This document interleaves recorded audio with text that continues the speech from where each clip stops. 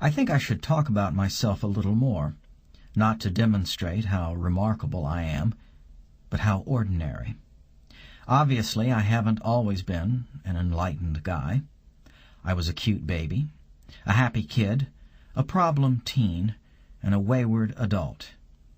No one looked at me back then and figured me for the future wisdom heart of a rural America ashram project. On the other hand, I have always possessed something of an insightful nature. I started struggling with cogito ergo sum in my early teens.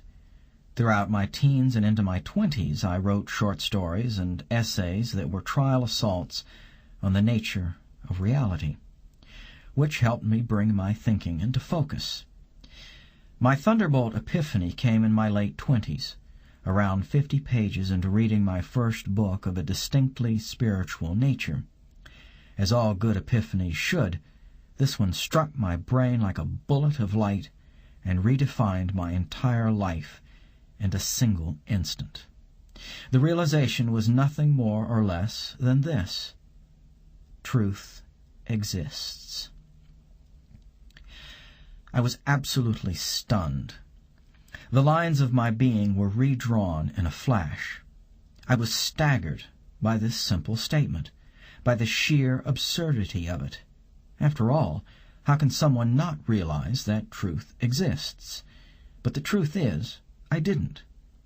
My thoughts were so constantly turned toward denying what wasn't that I was effectively blinded to what was. The very act of fighting for liberation had imprisoned me. In order to oppose the false, I had to dwell in the half-light where falseness thrives. Finally understanding that truth existed was the equivalent of crawling out of a putrid sewer and into sunlight. Sunlight, the existence of which I should have suspected all along, but never quite did. But now I was in the sunlight, and it was totally mind-blowing. In that moment, I was finally born. End of Disc 2. Disc 3. Truth exists, my mind was shrieking. It doesn't matter what it is or where it is. Somewhere, somehow, there is truth. I don't care if it's in Christianity or Judaism or Islam or in the most despised cult in the deepest bowels of depravity. It exists, and I will not spend another minute of my life flailing blindly around in the filth and miasma of ignorance for any other reason than to find it.